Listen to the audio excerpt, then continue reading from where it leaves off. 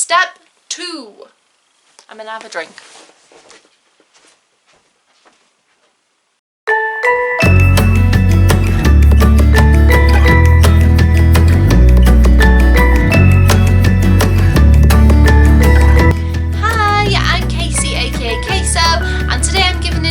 For people who are in relationships during lockdown but who don't live together, so they can't see each other.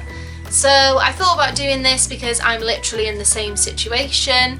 My boyfriend Reese, we've been together for 2 years, and our 2-year anniversary, if you want to call it that, 2 years together with Reese, it happened during lockdown.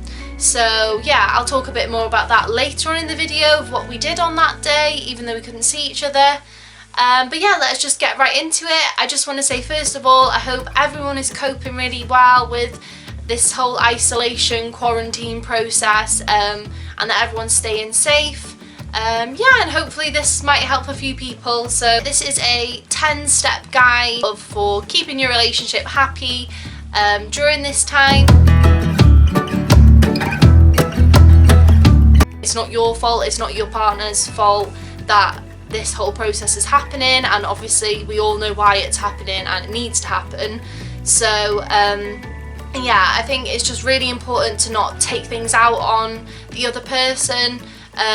You know, it's normal to be frustrated during this period, and you've got to think as well, they're going to probably be frustrated in the same situation as well. So yeah, it's really important that if you are feeling down about lockdown, if you are feeling lonely or upset or anything like that, that you just tell them that you're feeling like that and you explain. Don't come off negative to them, or, you know, passive aggressive, or start bickering for no reason just because you're worked up inside because it's not their fault. So this isn't going to last forever. This isn't the way your relationship is going to be for, you know, the foreseeable. It might be for another short while, but it's not going to go on and on. And you know, just think, when you see them again, when you literally do nothing with them, when you're just watching TV with them, or you go for a walk with them, that first meal that you have with them, the first time you go to the cinema or anything like that, it's going to be so much more special because you've had this time apart. So you know, sometimes I think it can be sad thinking about these kind of things, because if you're really feeling down, I wouldn't think like this at that time, because I've done that before when I was feeling quite upset and I was thinking how amazing it's going to be when we see each other, but then at the same time I was like, but I still don't know when we're going to see each other, so it did make me upset at the same time. But you know, when you're in a positive mood and just something to talk about positively with your boyfriend or girlfriend to keep them positive, is just thinking about all the things that you want to do when this is over, and you know, how special and good that is going to be. So yeah.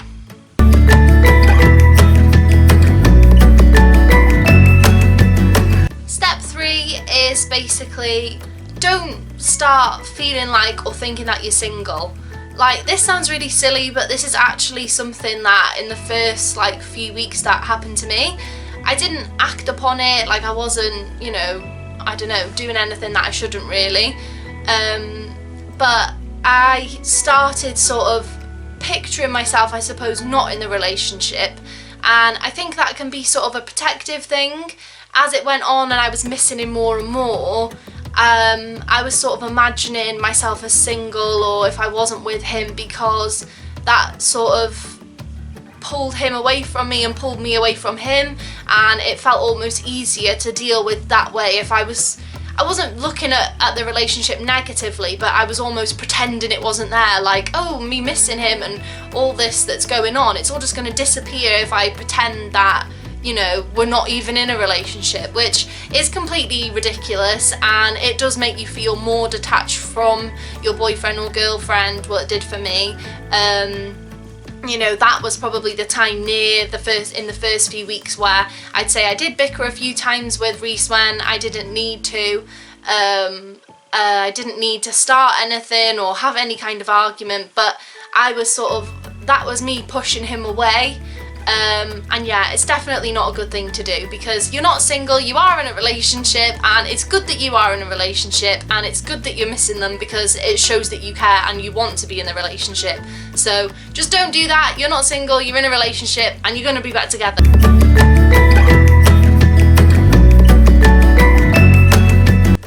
Okay, so this is about communicating often with them, but not forcing it. So basically, like, again, I'm using my own experiences, but I'm sure you can apply these to your own situation. But with Reese, he likes to spend a lot of time on Xbox, he plays with his friends and talks to his friends, and you know, that's sort of killing two birds with one stone, because he gets company from talking and being with his friends on it, and also he loves gaming in general, so it's something that keeps him happy and helps him get through this whole process. So yeah, I think near the start I sometimes would maybe have been like, oh, like, let's call right now, or like, you know, do this now or do that now. But I think it's important to remember that just because you're in isolation and just because you're in lockdown and you're both at separate houses, you know, they're not always going to be free when you're free, and you're not always going to be free when they're free. So you shouldn't force any time where you have to talk. I mean, obviously, if you're having any issues that the other person really isn't making time for you to talk, then I understand why you might say, okay, this is a certain time every single day or every other day or whatever that we're going to talk to each other, because some people just might find it hard to communicate and talk to each other. They might just forget, or they get wrapped up in their own things that they're doing in their own house. But for me, I found it's best to just not force it, and to understand that you're both busy, you're both doing your own thing, but you know, if your relationship is going well and everything like that, you will make the time for each other.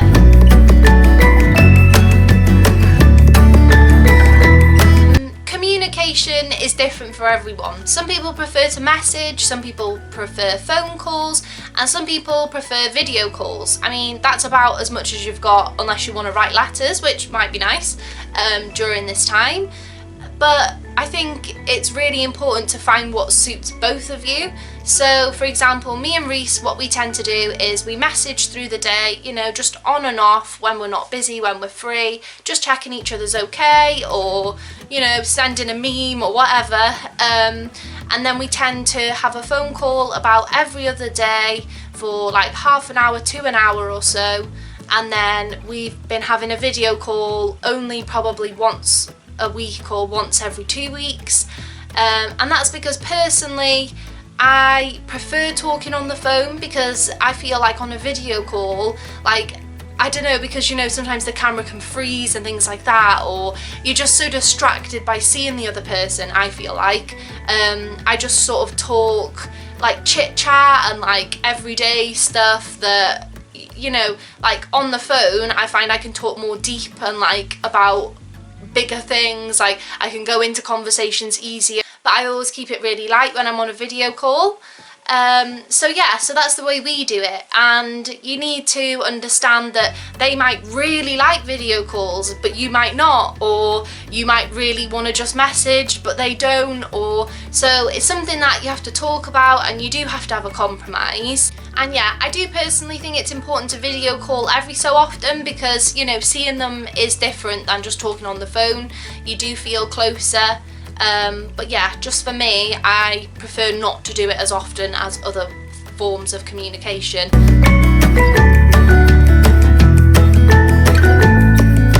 Have a date with your partner, boyfriend, girlfriend, whatever. Have a date with them. So basically, me and Reese had our 2-year like anniversary together, and we had a video call for that. And it was really good. I bought some relationship cards online. I can put a link in the bio. And they were really good. So like, they discuss like questions to do with things that you might otherwise find difficult to just bring up to do with the relationship, but obviously you're in a game so you feel more comfortable. We also went on house party. It did keep crashing for us, like it wasn't the best, but I know obviously it's really busy, but things like that are good because you can literally play games together. Like we had fun doing like the one where you have to guess what the other person's drawing. That one's quite good. So we did that. We also ate our meals together on the video call because that just felt more like an actual date, you know. So we were whining and dining each other, but over a video call. I also, as you can see, I'm just not putting makeup on at all during this whole isolation, but for that date I did put some makeup on, like did my hair, got dressed up, and he got dressed up as well. He put like a tie on and stuff, which was really nice, because it just makes it feel like more real and like you've made more effort. So because I made more effort, I was looking forward to it through the day. You know, I was planning how I was going to get ready and what I was going to wear, and so that basically took up a whole day, even though our call was about 3 hours. So yeah, I think having dates every so often is really good. It's also good like on your dates or just phone calls, whatever. I think it's really good if you watch some TV shows or some films. Like we've watched them separately because basically the echo when you're video calling just doesn't really work. But watching things separately, or like I play games as well like Reese, so like playing things and then talking about it with each other. So if you do the same thing, you've got another thing to talk about and you can review it and you can debate it and, you know, go into all that. So that's another thing you can talk about on a date. Another thing is that like I've got 8 out of 10 Cats the board game. Well, actually it's Reese's, but he left it here. So that is like a game that you can play with the other person even though the board game's at my house. So like we played that, and you know, again, you feel more close if you can find some sort of board game or game that you can do together as if you were literally with each other. One other thing as well that I think is really good with video calling is to show your boyfriend your pets. I've got a cat, a dog and a guinea pig, and Reese loves all of them, so like I've showed him the pets on the camera.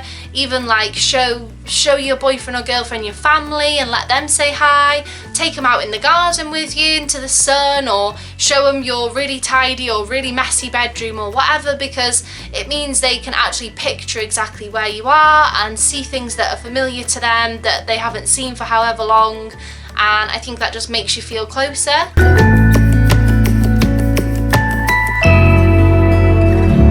So I found before isolation I was, you know, always really busy. There were loads of things I always wanted to do that I never got time to do.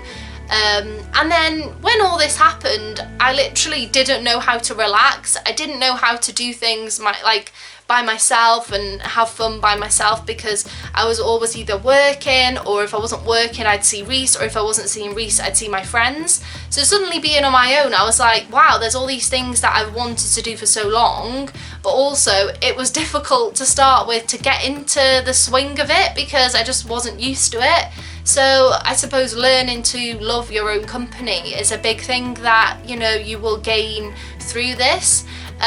You know, I've been editing videos, filming videos, I've been playing PlayStation games, I've been writing because that's something I like to do, getting into reading, I've been binge watching TV. I'm not even embarrassed to say it, I've watched all the Twilight films again and I absolutely loved it. Obviously Disney Plus and Netflix, they're great, there's so much on there. Usually I absolutely hate exercise. You know, I'm not gonna lie, I'm not a massive gym person. I did get a membership just before lockdown, well, like a month before, and I think I went twice in a month. So it's a bit of a waste of money so far, but to be fair, I have gotten into working out since lockdown started, and the reason that I've kept it up is I found it does actually really improve my mood. And it's sort of a goal I set every day, you know, I'm going to do these certain workouts and at this time or whatever, and when I do those I feel like I've achieved something then. So I feel like setting a few little goals through the day as well can be quite good. But yeah, definitely try and do some exercise during lockdown because it really does lift your spirits and make you feel more positive. As well, the more things that you do yourself, the more things you're going to have to talk about with your partner. So, you know, it's a win-win scenario, really.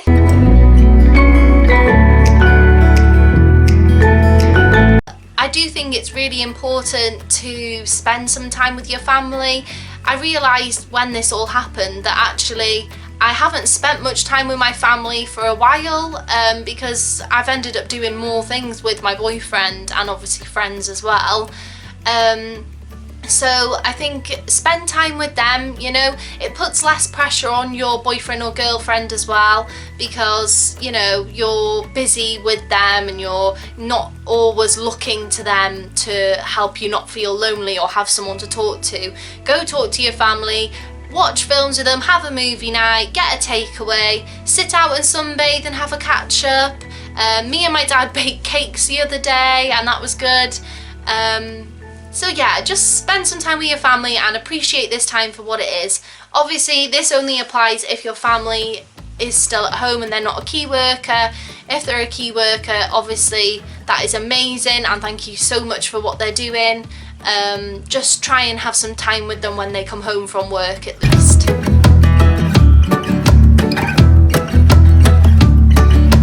Know when your partner is struggling, and make sure to talk to them about it. If they're starting to bicker with you when there's not really any need, or you feel like they're pushing you away or they're being negative, talk to them about it, because I've known people that say they're going to go on a break during this time, people who have been saying, oh, we might break up, and you know, obviously if you were having issues before the isolation, the lockdown, you need to look at that yourself.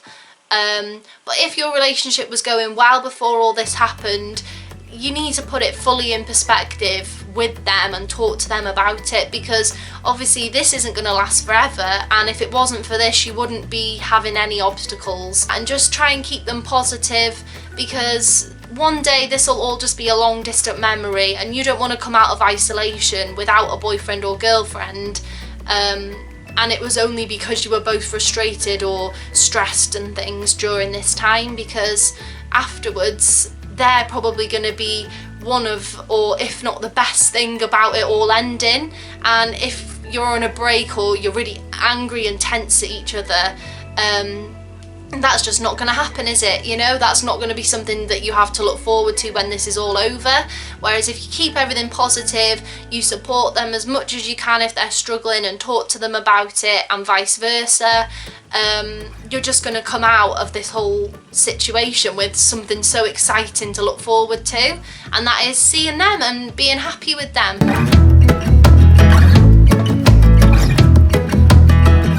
Just please remember that we're all in this together. That's not to say that you shouldn't get upset or you shouldn't worry or, you know, miss your boyfriend or girlfriend, because you're going to, you know, I miss Reese, but we're all in this together, and it does feel nice to know that, oh, it's not only happening to us. You probably have friends who are in the same situation, so you can talk to them about it, and you know, just try and think that when this is over, as I've said earlier, you're going to have so many things to do with your boyfriend or girlfriend, and things that you probably used to take for granted are going to be so much more exciting when this is all over. And I think one last thing just to remember is, if you're really missing your partner, just think that shows exactly how much you care about them.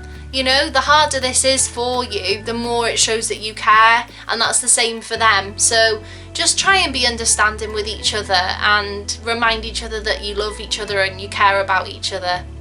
So yeah, that is my 10-tip guide on how to keep a positive and happy relationship during isolation. So yeah, thank you so much for watching. If you like this video, then please subscribe and give it a thumbs up. And yeah, please stay safe everyone in lockdown and make the most of any chill time that you get. Thank you, bye!